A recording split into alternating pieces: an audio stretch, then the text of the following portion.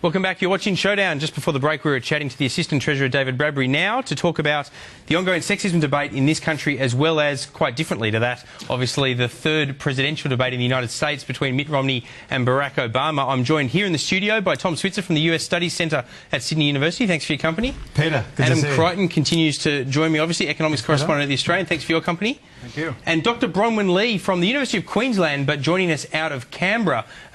Had a crack at me on Twitter for not having enough women on my program, so there you are. Thanks very much for joining us. Thanks, Peter. I'll come to you in a moment, but I just want to start by getting Tom Switzer's thought. We had the debate today, obviously the third and final US presidential debate. Firstly, who won? And secondly, what impacts it likely to have on the overall outcome? I think the overall consensus in Washington is that Barack Obama won on points. But Mitt Romney nevertheless did enough to look presidential, if that makes sense. He went in there with low expectations on foreign policy. He met those expectations, and he didn't make any major gaffes. He came across as reasonable. He distanced himself from the unpopular Bush-Cheney legacy. You're self-justifying, though, aren't you? I mean, you've been advocating that Mitt Romney's going to win this election from the get-go. You need him to win the debate so that he wins the election.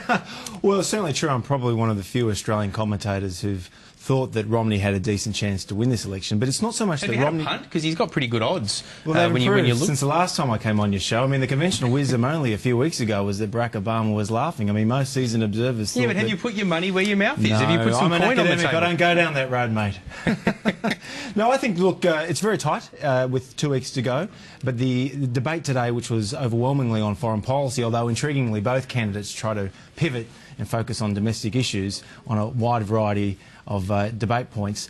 I think ultimately it will come down to those crucial battleground states, particularly Ohio and Florida, that may well determine this race. Adam wants to offer a view, which means I'll go for a more academic comment to Dr Lee. Let me get your thoughts on this. I mean, you watched the debate today, obviously, as well. Do you concur with what Tom Switzer has to say here, or did you see it a different way? Well, I think Barack Obama is still laughing. He was, to me, the overwhelming winner of the debate. Within the first 7 minutes or so, his command of foreign policy was on display for everyone, while Romney looked really uncomfortable and really seemed to fumble on the questions. It was interesting how foreign policy was tied to domestic issues, and not just to the budget and jobs, but also to terrorism within America. And I thought it was in that respect Obama looked with his history of getting Osama bin Laden looked a lot more I suppose better than Romney did. Well, he had the benefit, didn't he? I mean, let me bring you in, Adam. At the end of the day, if you're the commander-in-chief, you're the incumbent, there's not many policy opportunities to look strong and run on your record. I mean, you can run on domestic politics, but then obviously the US economy's got its problems, and running on domestic policy constructs can often be difficult. In the United States, foreign policy takes greater preeminence than it does in a lot of other countries. And, of course, he hasn't had a bad record, you could argue, in some respects. It certainly takes preeminence, but I still think that if Romney could have chosen a debate to lose, it would have been this one. Because I think Americans, like Australians, and I'm sorry, Tom, but I just don't think that they really care about foreign policy very much. I think it's a very bizarre topic. It doesn't kind of resonate with ordinary people. They don't really get it. People wouldn't have liked the debate much then, because that's largely. I mean, that was pretty much the focus. But the second observation I have about the debate is that they're talking about serious things over there, whereas in this country, we're talking about who's offended by comedians and whether people should stand up and walk out of rooms or not when people say things that they disagree with. I mean, it's really embarrassing. The quality of debate in this country is so poor, whereas at least there they're talking about tax, they're talking about foreign policy, I'm talking about energy policy.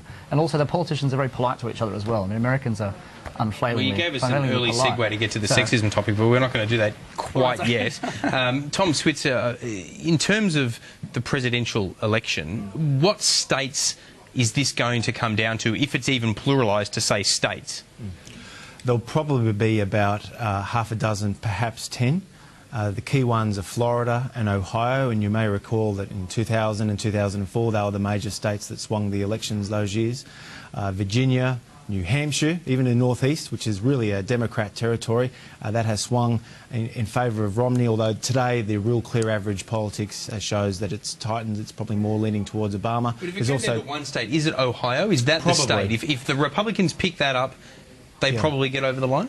Absolutely. Well, I think that's right. I think the Democrats can afford to lose Ohio, but it's more likely the Republicans need to win it more. And in fact, Ohio has basically determined the presidential election every year for the last 12 federal elections. Republicans have only won with Ohio, so it's a crucial state. Look, it's a very odd state. There's a lot of progressive, middle-of-the-road centrists in some of those suburbs outside of Cincinnati, Cleveland, Toledo, Ohio. They are economically dry, if you like, but socially progressive. But there are also a lot of Reagan Democrats, or in Australian parlance, Howard battlers. These are sort of socially conservative, culturally conservative, patriotic voters who are economically more interventionist, and they're worried about manufacturing jobs being shipped off to China. So, look, this will come down to probably Ohio, all things considered, and at this stage it's way too close to call. It's a terrible cliche, but in this case I think it's quite apt. Dr. Lee, can I just bring you in and ask you this? It's easy for people to sort of, in a sense, perhaps see Barack Obama as more inspiring, certainly after the election campaign of 4 years ago, but in the United States it's different to here. You have to get out the vote, and that often involves getting your base out. Now, Barack Obama has disappointed his base, hasn't he? Because whether it's his fault or not, the economic climate of the last 4 years have meant that he hasn't been able to live up to what he promised when he beat McCain. Well, you're right to a large extent. When we look at the demographics, there's talk that the black vote has dropped, but looking closely at it, it's dropped from 95% to 94%. There is a drop-off in the youth vote. It's just not the historical election that 2008 was, and Barack Obama's about 7 or 8% down on that. He has picked up some of the senior vote, and of course his overwhelming demographic is women who have college degrees. But what's interesting due to the debates on reproductive issues, he's also picking up the vote of what they're rather crudely called the waitress mums in Ohio, and so we're finding that some of those rusted-on GOP women are shifting their vote to Obama, and there's also some movement with the male vote in that area too. So it seems to be readjusting itself, with Obama staying one step ahead. Tom, just put this point on the Democrat, the Liberal resentment or backlash against Obama. I think this point doesn't get played enough in Australia. On foreign policy, President Obama has nearly tripled US troops in what many regard as the depressing and endless war in Afghanistan. He's escalated drone strikes in Yemen and Pakistan. That's contributed to the rise of anti-Americanism. In fact, America's favourability rating in many parts of the Middle East is lower today than it was during the last 2 years of the Bush presidency. He's failed to close down Guantanamo Bay. He's failed to put a price on carbon. Now, if Barack Obama, if John McCain were the president, or Mitt Romney or George W. Bush was still in office, the left would be outraged, but of course they'd be muted in their criticism, but nevertheless it does discourage them from turning up on election day. Do you think that gender politics comes into the US election? We've seen a lot of it domestically in this country, Tom Switzer, but do you think it's playing a role over there? I certainly note that there's been some commentary about an attempt in the second debate by Obama to bring it into the play. I think some aspects of the media try to play up. This was the binders issue. Governor Romney was asked a question about how he would help promote women employment, and he made the point that as governor he received binders of resumes, and this sort of was very popular on YouTube and Twitter and social media, but I don't think and the polling evidence demonstrates this in the last week. It's really resonated with those crucial independents and even many Liberals. I don't think it's sort of a defining issue in this election campaign the way it has been in this country. We're going to take a commercial break. You're watching Showdown. When we come back, we'll keep discussing the United States election, but we'll also take a look at domestic politics here at home and where it's at. You're watching Showdown.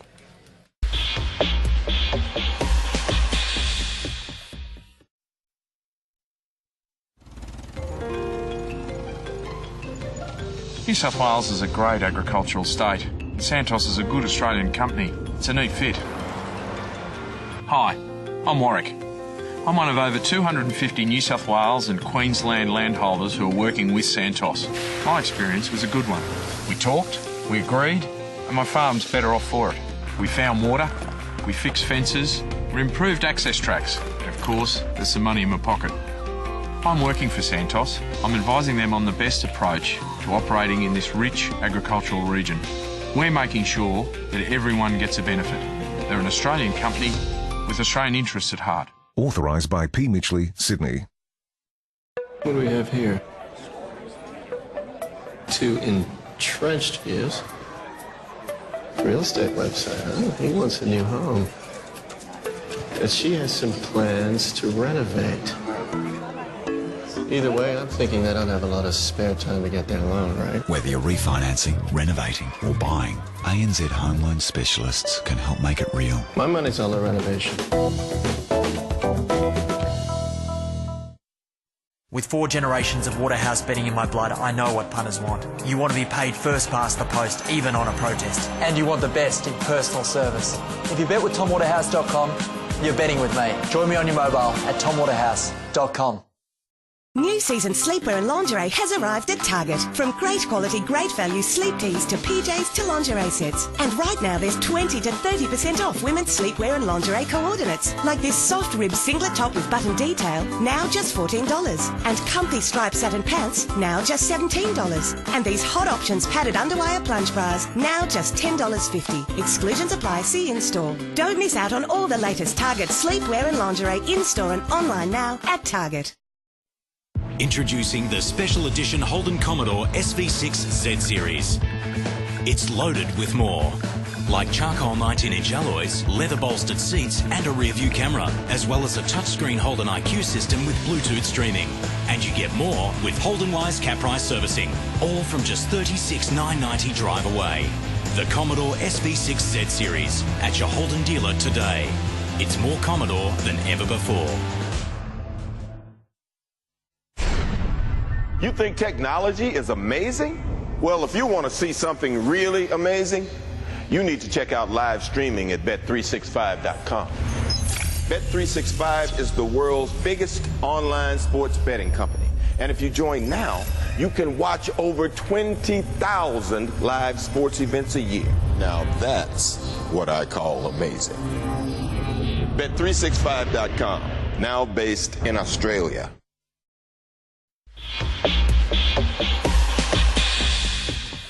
Welcome back. You're watching Showdown. I'm joined out of Canberra by Dr. Bronwyn Lee from the University of Queensland, here in the Sky News studio by Tom Switzer from the US Studies Centre at Sydney University, and by the Australian's economics correspondent Adam Crichton. Tom, you were saying during the break that you think Mitt Romney's a handsome man. Let's just put aside what you meant by that and just get to the nub of what's your point, though, in relation to politics? Well, I think... Are we on air? Oh, yes, we're on air. Look, look, politicians, I mean, Richard Nixon famously said that politics is for ugly people in show business, or something like that. Romney and indeed Obama are both very handsome men. And I don't know how that applies with independent voters in those swing states, but nevertheless, for someone who's 65 years of age, looks as good as he does. It's quite remarkable, and I think a lot of people put it down to the fact that he doesn't drink alcohol, he's never drunk alcohol, and he doesnit's drink coffee. I wonder if the presidential system generates better-looking leaders than a Westminster system. Yeah, well, if alcohol and coffee comes it's a good into point. I'm in an enormous amount of trouble. But let's move on. Yeah. Adam and Bronwyn will spare you this particular repartee, but let me move to domestic issues briefly, if I can, Dr. Lee, and just ask you today, domestically, one of the major stories, part of, I guess, what Adam here laments has been lower brow politics in this country compared to the US, I suppose, was the discussion about whether it was a gaffe or not by Tony Abbott in his insinuation. He tried to clarify later, but it seemed like his insinuation that the government and indeed the Prime Minister has less idea about childcare and child policies because she indeed doesn't have children. Firstly, was that the way you saw it in terms of what he was suggesting? And secondly, what's wrong with it even if he was? At the end of the day, surely people with kids have more idea about this stuff than people that don't have children. Well, Tony Abbott is on record of saying that the Labor Party is at war with itself, and it seems to me that Tony Abbott's really at war with himself. Why he comes out with these comments, it's inexplicable. There's no need for him to damage himself the way he does. But is he wrong? I mean, is he wrong to suggest, if that's what he indeed was suggesting, that if you've got children, you've got more idea about child-based policies than if you don't have kids? Is that actually wrong, do you think?